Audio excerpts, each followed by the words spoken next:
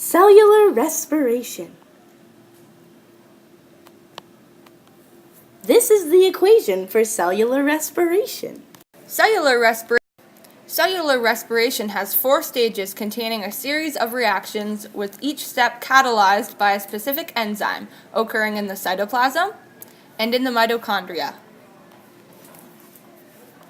Outer membrane, inner membrane, matrix, cristae, and intermembrane space. The first step in cell respiration is glycolysis. Glycolysis takes place in the cytoplasm of the cell. It is a series of reactions in which a glucose molecule is broken into 2 pyruvate molecules and energy is released. Glycolysis is made of 10 reactions that are catalyzed by different enzymes. It is split into 2 phases, the energy investment phase and the energy payoff phase. The energy investment stage begins when the glucose receives a phosphate group from ATP to produce glucose 6-phosphate. Glucose 6-phosphate is rearranged into its isomer, fructose 6-phosphate. Another phosphate group is taken from the ATP and attached to the other side of fructose 6-phosphate to form fructose 1,6-bisphosphate.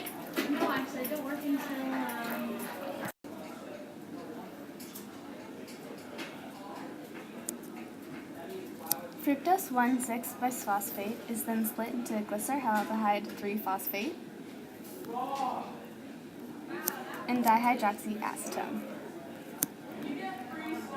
The dihydroxyacetone is then converted into glyceraldehyde 3-phosphate. The formation of these 2 molecules of glyceraldehyde 3-phosphate marks the start of the energy-releasing steps of glycolysis. Both molecules of G3P become oxidized using NAD+, which becomes NADH. This process releases energy which is used to attach phosphate to the sugars, making them 1,3-BPG. During the last 4 steps of glycolysis, the phosphate groups of the molecules are transferred to ADP, creating ATP. This is done via the process of substrate-level phosphorylation. Phosphophenylpyruvate, or PEP, is a very unstable molecule and breaks down, releasing enough energy to transfer 1 phosphate group to ADP to form ATP. Glycolysis produces 2 NADH, 2 ATP, and 2 pyruvate molecules for each molecule of glucose entering the reactions. The second stage of cellular respiration is pyruvate oxidation. In this stage, pyruvate molecules enter the matrix of the mitochondria with the help of membrane characters to pass through the outer and the inner mitochondrial membranes. Coenzyme A attaches to the acetyl group of the pyruvate molecule, which enables it to be oxidized, while NAD+ is reduced and becomes NADH. The remaining carboxyl group is removed as waste in the form of CO2, and the resulting product is acetyl-CoA. When energy is needed, the acetyl-CoA enters the KRB cycle to continue aerobic respiration. The KRB cycle is the 3rd stage in cellular respiration. It is a cyclical series of 8 reactions in order to transfer energy from organic molecules into usable forms for the cell, such as ADP, NADH, and FADH2. The KRB cycle occurs in the matrix of the mitochondrion, and as in glycolysis, each reaction is catalyzed by a specific enzyme for that reaction. The KRB cycle begins with acetyl-CoA condensing with oxaloacetate to form citrate. Citrate is rearranged into isocitrate. Isocitrate loses the CO2 and 2 hydrogen to be converted to alpha-ketoglutarate. NAD+ is converted to NADH. Alpha-ketoglutarate is converted to succinyl-CoA. CO2 is removed, coenzyme A is added, and 2 H atoms reduce NAD+ to NADH. Succinyl-CoA is converted into succinate. ATP is formed by substrate-level phosphorylation. CoA is released. Succinate is converted to fumarate. 2 hydrogen atoms reduce FAD to FADH2. Fumarate is converted to malate. Malate is converted into oxaloacetate. Two hydrogen atoms reduce NAD plus to NADH. The final stage in cellular respiration is the electron transport chain. The overall goal of the electron transport chain is to create an electrochemical gradient to power ATP synthesis. The electron transport chain is found in the inner mitochondrial membrane and is made up of 7 main components. The 5 major components of the electron transport chain is complex 1, NADH dehydrogenase, complex 2, succinate dehydrogenase, complex 3, cytochrome B to C1, complex 4, cytochrome oxidase, and oxygen. The other 2 components out of the 7 components of the electron transport chain are 2 electron carriers, UQ and CYTC. They carry electrons that they receive through the oxidation of glucose between proteins in the inner mitochondrial membrane.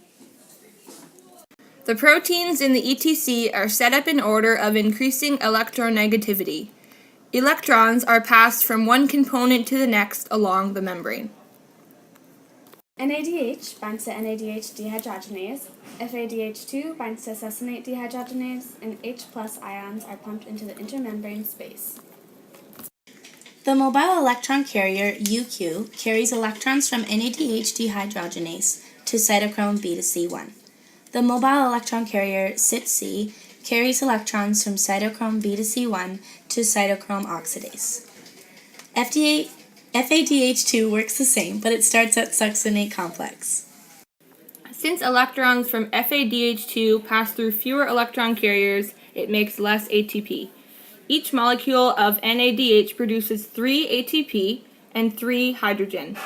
Each molecule of FADH2 makes 2 ATP and 2 hydrogen.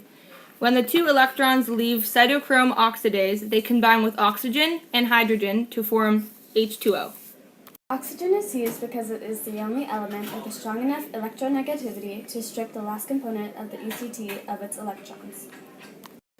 In a summary, glycolysis produces 2 NADH, 2 ATP, and 2 pyruvate molecules for each molecule of glucose entering the reactions. Pyruvate oxidation produces 2 molecules of NADH for its energy contribution. The KRB cycle produces 6 NADH, 2 ATP, and 2 FADH2 molecules for each molecule of glucose that enters cellular respiration. And ETC produces an electrochemical gradient. Each stage of cellular respiration produces the following waste: glycolysis, H2O, pyruvate oxidation, 2 CO2, the KRB cycle, 4 CO2, and the electron transport chain, H2O. Summary of the energy produced. Glycolysis produces 2 ATP. Pyruvate oxidation produces none. The KRB cycle produces 2 ATP. And the electron transport chain produces 34 ATP.